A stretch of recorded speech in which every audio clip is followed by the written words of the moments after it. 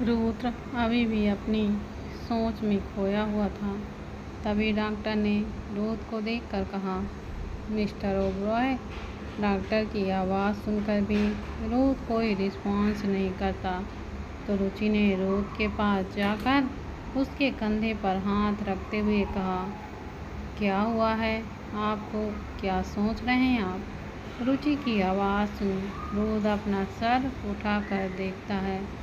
फिर रुद्र ने रुचि को देखकर कहा, तुमने अपना चेकअप करवा लिया? क्या कहा डॉक्टर ने? सब ठीक तो है ना?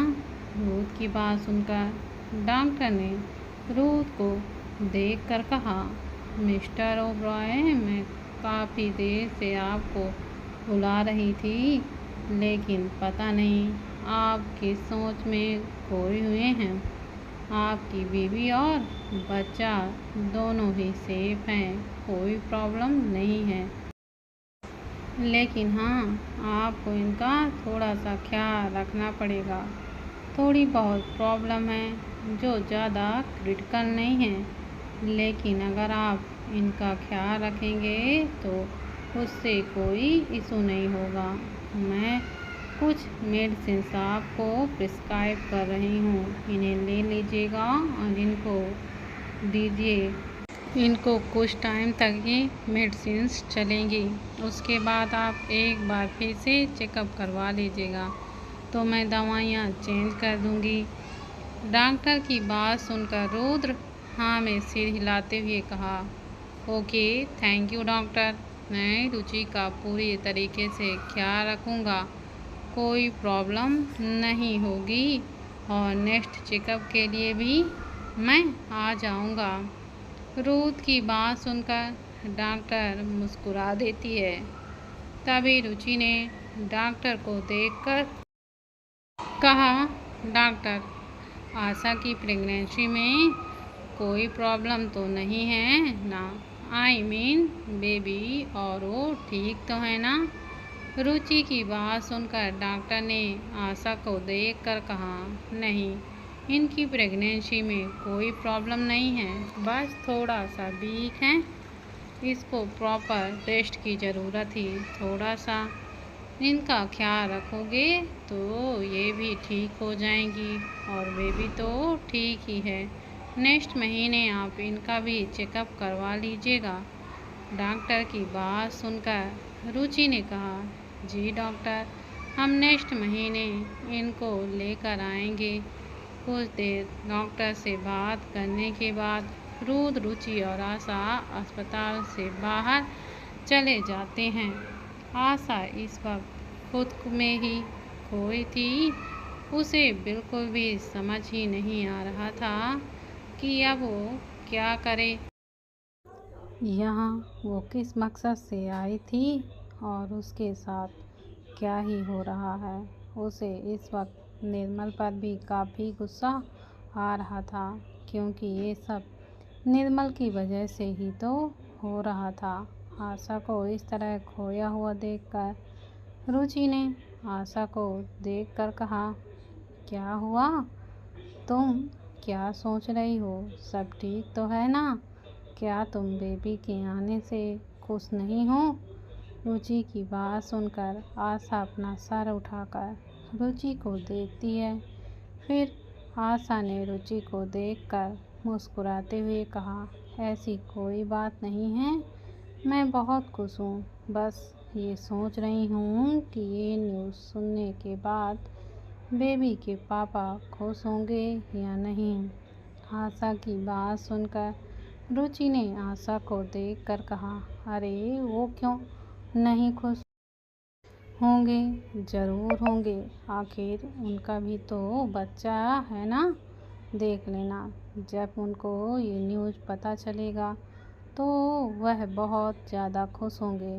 रुचि की बात सुनकर आशा बस मुस्कुरा देती है और वो लोग वहाँ से गाड़ी की तरफ बढ़ जाते हैं। थोड़ी ही देर में उनकी गाड़ी ओबरॉय पैलेस के बाहर खड़ी होती है। तीनों लोग गाड़ी से बाहर निकलकर अंदर चले जाते हैं। हॉल में खड़े प्रथम की नज़र जब उन तीनों पर जाती है तो प्रथम की आंखों में नाराज़गी और गुस्सा साफ दिखाई देने लगता है, क्योंकि उसे रूथ पर गुस्सा आ रहा था। वो आशा को अपने साथ लेकर कैसे जा सकता था। तभी प्रथम ने रुचि के पास आकर कहा, तुमने मुझे क्यों नहीं बताया कि तुम आज हॉस्पिटल जाने वाली हो? कम से कम एक बार बोलना तो चाहिए था ना मुझे। प्रथम की बात सुनकर रुचि ने प्रथम को देखकर कहा, ओ भाई, मैं भूल गई थी, और इसमें क्या हो गया? मैं ठीक हूँ ना, और बेबी भी तो ठीक है। मैं रूथ के साथ चली गई थी। तुम्हें टेंशन क्यों ले रहे हो इतना? रुचि की बात सुनकर प्रथम ने रूथ को घूरते हुए कहा, लेकिन मुझे तो ऐसा नहीं लगता कि तुम रूथ के साथ अकेले गई थी। कोई और भी तो तुम्हारे साथ गया था, और मुझे ऐसा क्यों लग रहा है कि रूथ को उसकी फिक्र कुछ ज़्यादा ही हो रही है। प्रथम की बात सुनकर रुचि ने प्रथम को देखकर कहा, भाई, आपको हो क्या गया है? आप इतना नाराज़ क्यों हो रहे हो? ऐसा कुछ नहीं है। वो आशा बेहोश हो गई थी, इसलिए हम उसे हॉस्पिटल लेके गए हैं, और अच्छा हुआ हम उसे हॉस्पिटल लेके गए हैं, ताकि हमें पता तो चल गया कि वह प्रेग्नेंट है, वरना हमें कैसे पता चलता। और हम उसका ख्याल भी नहीं रख पाते। डॉक्टर ने बोला है कि हमें उसका ख्याल रखना है, वो थोड़ी वीक है। रुचि की बात सुनकर प्रथम ने हैरानी से रुचि को देखते हुए कहा, क्या डॉक्टर ने ऐसा कहा? क्या ये सच है? प्रथम के साथ साथ घर के बाकी लोग भी हैरान थे। उन्हें समझ ही नहीं आ रहा था कि वो रिएक्ट कैसे करें। तभी प्रथम ने आशा की तरफ देखकर कहा, इस बच्चे का बाप कौन है? निर्मल या फिर और कोई? प्रथम की बात सुनकर रूथ ने प्रथम को घूरते हुए कहा, प्रथम, कैसी बातें कर रहा है तू? कुछ तो सोच समझ कर बोला कर। रूथ की बात सुनकर प्रथम ने रूथ को घूरते हुए कहा, इसमें मैंने क्या गलत बोल दिया? मैंने तो बस यही पूछा है ना कि इस बच्चे का बाप कौन है। इसमें तुझे इतनी मिर्ची क्यों लग रही है? मुझे ऐसा लगता है कि तुझे कुछ ज़्यादा ही फिक्र हो रही है उसकी, और हमारी तो कोई चिंता ही नहीं है।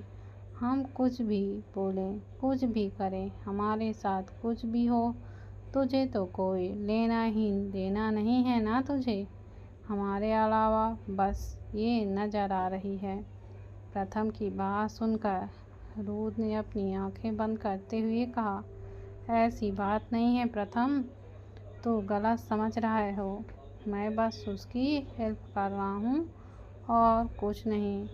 रूथ की बात सुनकर प्रथम ने रूथ को देखकर कहा, हमने बहुत हेल्प कर ली है उसकी। अब उसके पति को बता दो कि वो प्रेग्नेंट है और उसका पति बाप बनने वाला है, ताकि वो इसे यहाँ से लेकर जाए। अब हम इससे ज़्यादा इसकी हेल्प बिल्कुल भी नहीं कर सकते। प्रथम की बात सुनकर रुचि ने प्रथम को देखकर कहा, भाई, ये कैसी बातें कर रहे हो? इस हालत में वो कहाँ जाएगी? और आपको पता है ना कि उसके पति ने उसको कितना टॉर्चर किया है, और अगर उसको पता चला और उसने बेबी को हार्म कर दिया तो हमें जो कुछ करना होगा सोच समझ कर ही करना होगा। हम इस तरह तो आशा को नहीं छोड़ सकते हैं ना। रुचि की बात सुनकर प्रथम ने रुचि को देखकर कहा, तो तुम क्या चाहती हो कि यह जिंदगी भर इस लड़की को हम इस घर में रखें और इसकी जिम्मेदारियां उठाएं? तुम ये चाहती हो? रुचि, सोच समझ कर फैसला लो।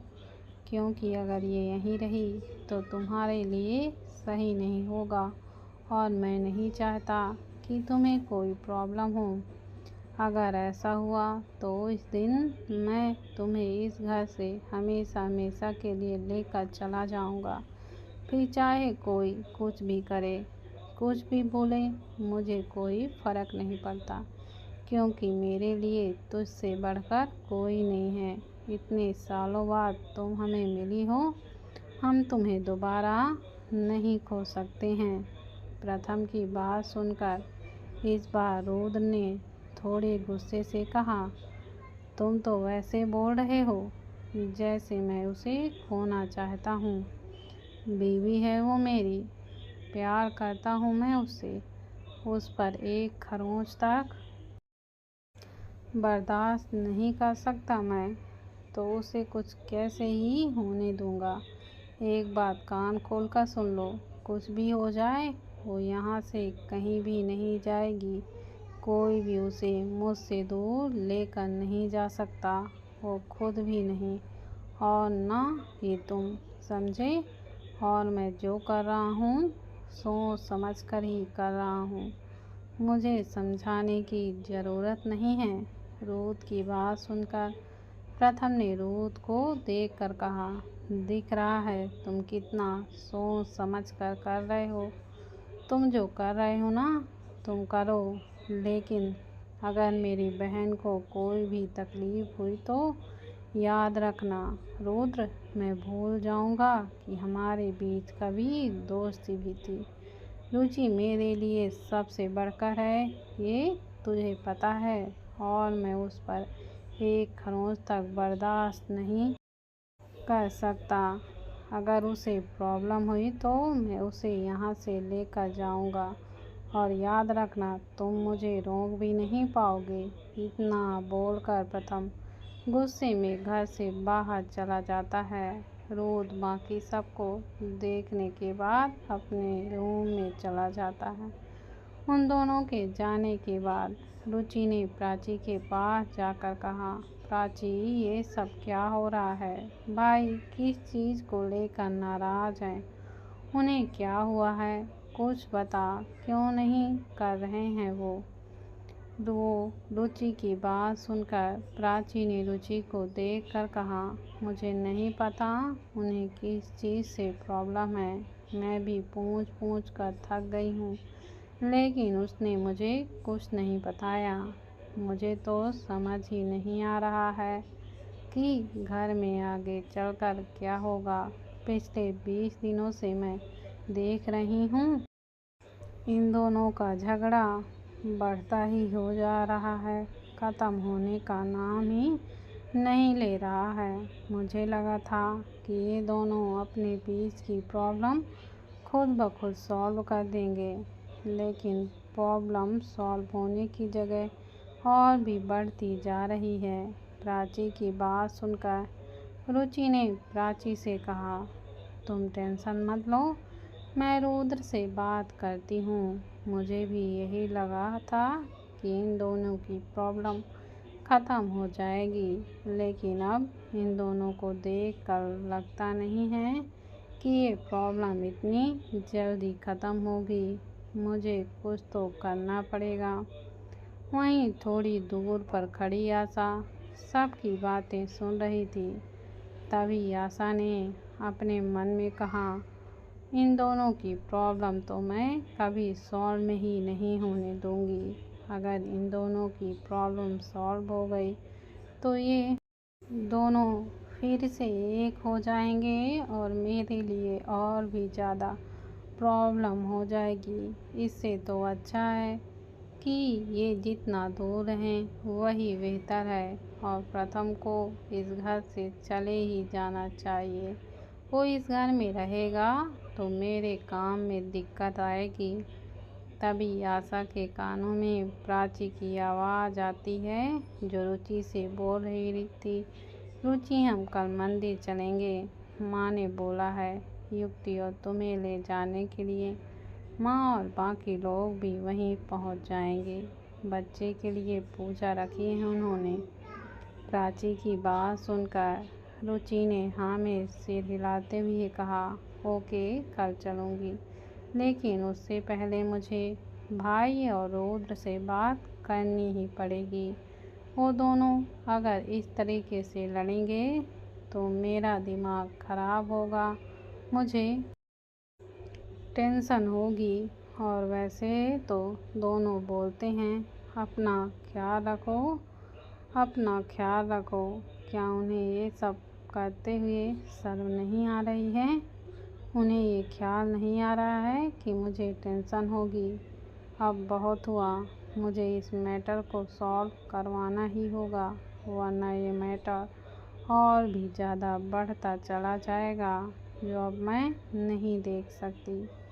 रुचि की बात सुनकर प्राची ने कहा, ठीक है, तुम बात कर लेना, मैं प्रथम से बात करने की कोशिश करूँगी।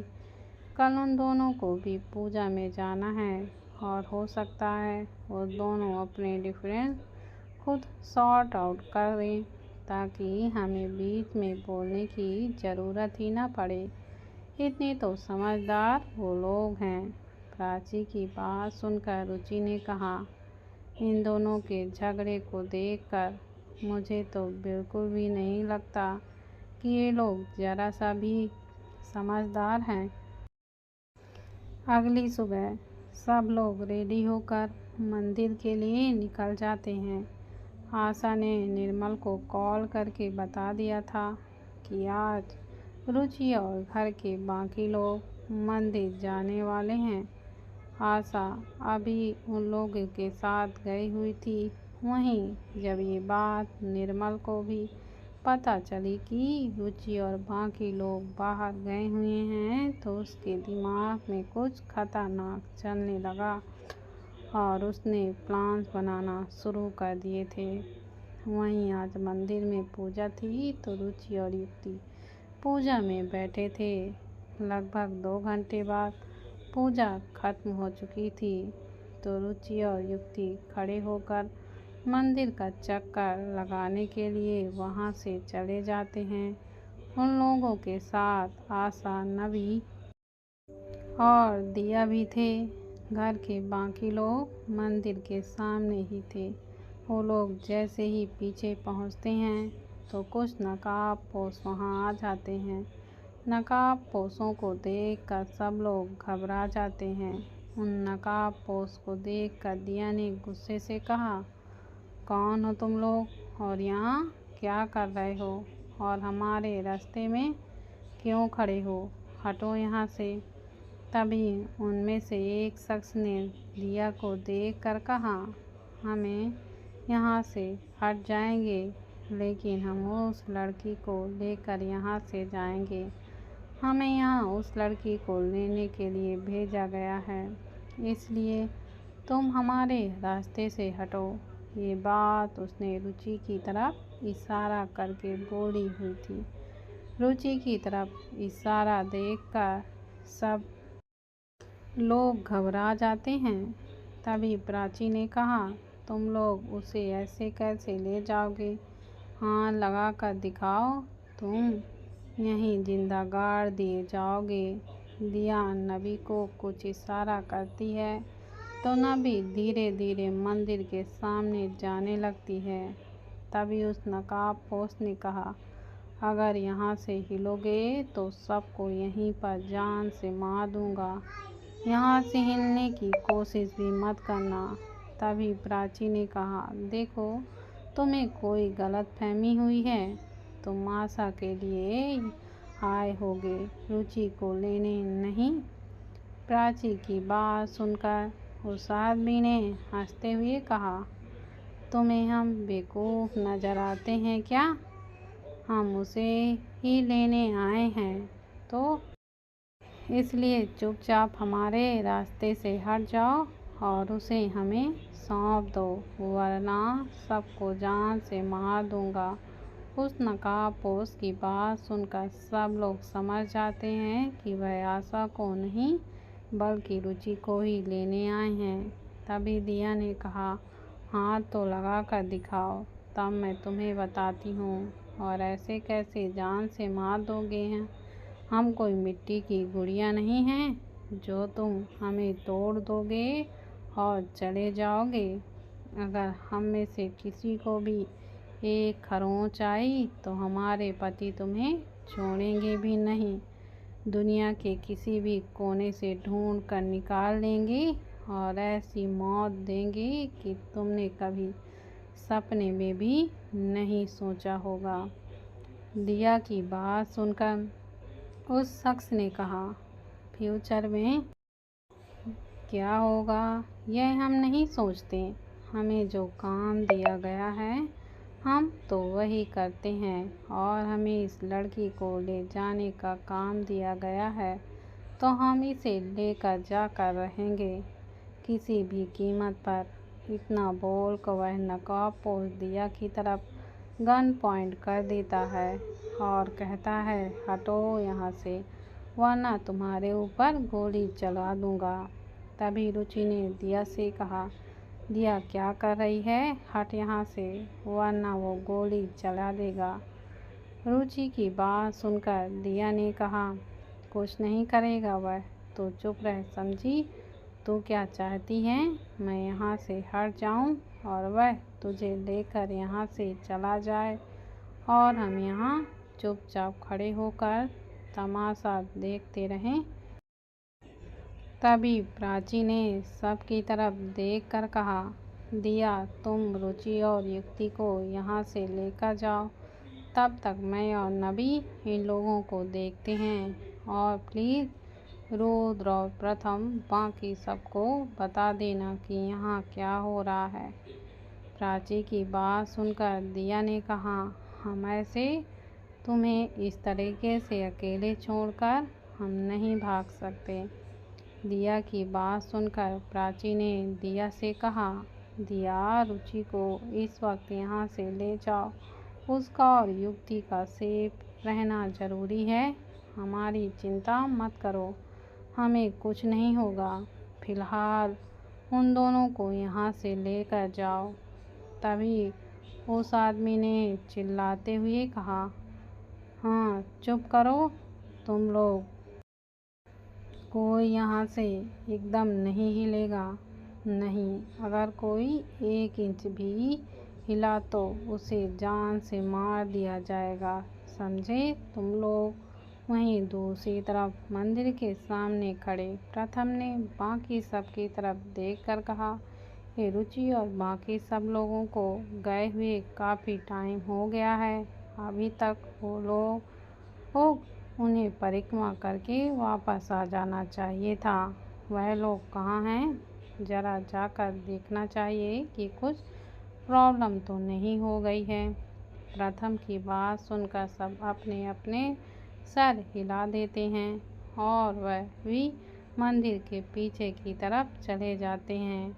वहीं आशा को इस वक्त उन आदमियों पर बहुत ही ज़्यादा गुस्सा आ रहा था, क्योंकि उन्हें किसी और काम के लिए भेजा गया था और वे यहाँ क्या ही बहस करने में लगे हुए थे।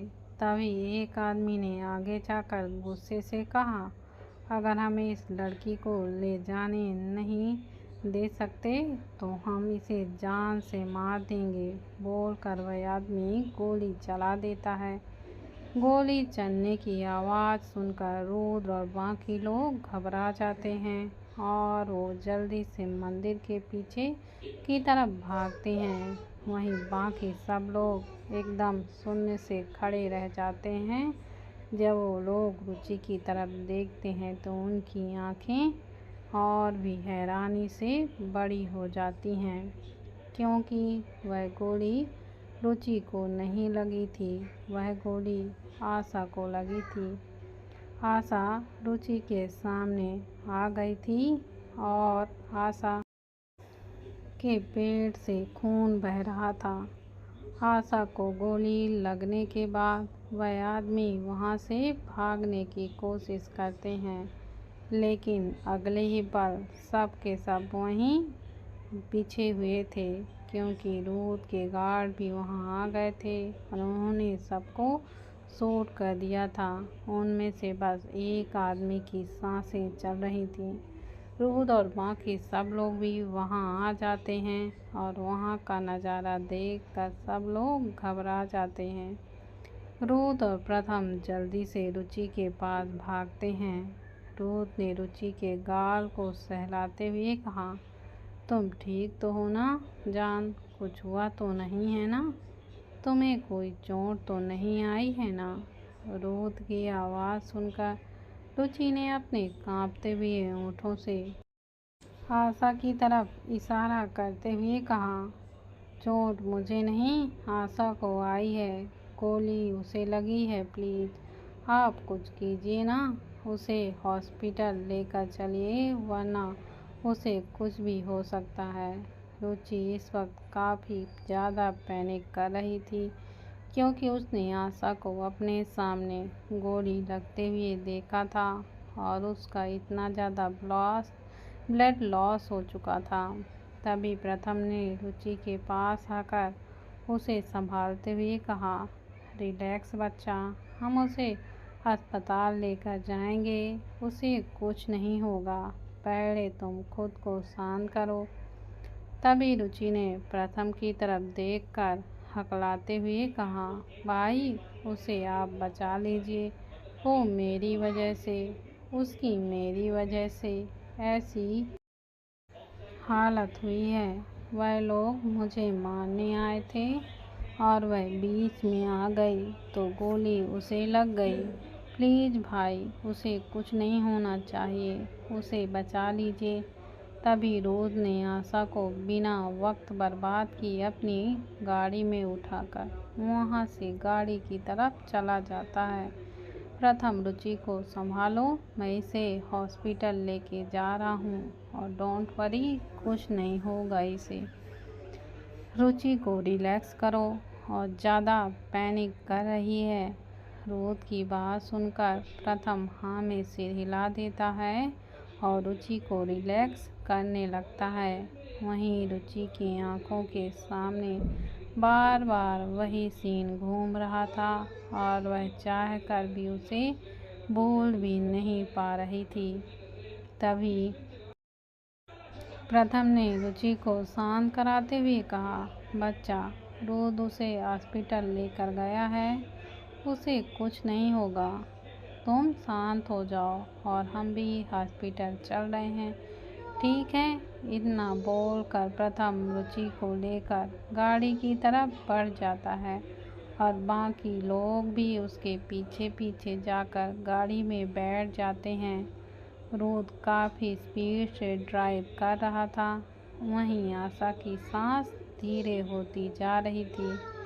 तभी रुद्र ने आशा को देखकर कहा, आशा अपनी आंखें खुली रखो, आंखें बंद मत करना। वहीं आशा को रुद्र की कोई भी बातें सुनाई नहीं दे रही थी। उसे बेहद ही ज़्यादा दर्द हो रहा था और यह दर्द तो उसने जानबूझकर ही लिया था। कुछ ही देर में रुद्र की गाड़ी हॉस्पिटल के बाहर आकर रुकती है और वह आशा को गोद में उठाकर अस्पताल के अंदर भागता है। आदि ने डॉक्टर को पहले ही बोल दिया था, इसलिए डॉक्टर ओटी रेडी करके पहले से ही तैयार थे। आशा को सीधा ऑपरेशन थिएटर में लेकर जाया जाता है। डॉक्टर बिना वक्त गवाए आशा का ऑपरेशन स्टार्ट कर देते हैं। वहीं धीरे धीरे घर के बाकी लोग भी हॉस्पिटल पहुंच चुके थे। रुद्र वहीं ओटी के बाहर इधर से उधर चक्कर काट रहा था। तभी उसकी नज़र रुचि पर जाती है जो इस वक्त भी घबराई हुई थी। रुद्र ने रुचि के पास जाकर उसे शांत कराते हुए कहा, रिलैक्स जान, कुछ नहीं होगा, वह ठीक हो जाएगी, तुम्हें इतना पैनिक करने की ज़रूरत नहीं है। और हाँ, यह सब तुम्हारी वजह से नहीं हुआ है तो खुद को ब्लेमफुल करना भी मत, समझी तुम? रुद्र की बात सुनकर रुचि ने रुद्र को देखकर कहा, लेकिन वो मुझे बचाने ही आई थी रुद्र, वो लोग मुझे मारने आए थे तो वो बीच में आ गई और मेरी वजह से उसकी यह सब हालत हो गई। तभी प्रथम ने रुचि को डांटते हुए कहा, तुम बार बार खुद को गलत ठहराना बंद करोगी। तुम्हारी कोई गलती नहीं है बच्चा। तुमने नहीं कहा उसे बीच में आने को। अगर आज वह बीच में नहीं आती तो आज कुछ भी हो सकता था और उससे ज़्यादा बढ़कर तुम हो मेरे लिए। मैं तुम्हें किसी भी कीमत पर नहीं खो सकता, समझी तुम। इनफैक्ट हम में से कोई भी तो तुम्हें नहीं खो सकता। और रही बात आशा की, तो हम उसका ट्रीटमेंट करवा रहे हैं, उसे कुछ नहीं होगा। तभी शिल्पी जी ने रुचि के पास आकर उसके सिर पर प्यार से हाथ फेरते हुए कहा, बच्चा खुद को शांत रखो, कुछ नहीं होगा। इस तरीके से पैनिक करने से क्या होगा, खुद की तबीयत खराब करोगी और बच्चे पर भी गलत असर पड़ेगा। तभी रुचि ने रोते हुए कहना चाहा तो शिल्पी जी ने उसे शांत कराते हुए कहा, आप कुछ मत कहो, आओ चलो मेरे साथ, यहाँ बैठो और खुद को शांत करो। ये पैनिक होना ठीक नहीं है। लगभग 2 घंटे बाद ओटी की लाइट ऑफ होती है और डॉक्टर बाहर आते हैं। डॉक्टर को देखकर रुद्र और प्रथम ने डॉक्टर के पास जाकर कहा, आशा कैसी है, वह ठीक तो है ना, उसे कुछ हुआ तो नहीं है ना। रुद्र और प्रथम की बात सुनकर डॉक्टर एक नज़र उन दोनों को देखते हैं। फिर डॉक्टर ने एक गहरी सांस लेकर कहा, वह ठीक हैं, अब वह खतरे से बाहर हैं।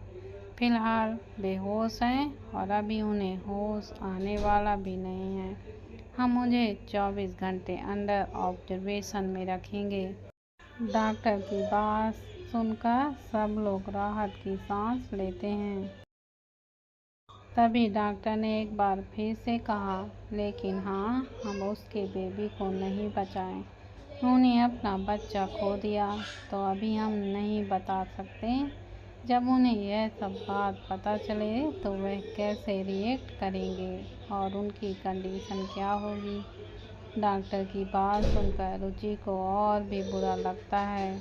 वो इस सब का जिम्मेदार खुद को ही मान रही थी, पता नहीं क्यों, लेकिन उसे काफ़ी बुरा लग रहा था। तभी रुद्र ने रुचि के पास आकर उसे देखते हुए कहा, अब इतना घबराने की ज़रूरत नहीं है, क्योंकि आशा बिल्कुल ठीक है, तो तुम अब रिलैक्स करो।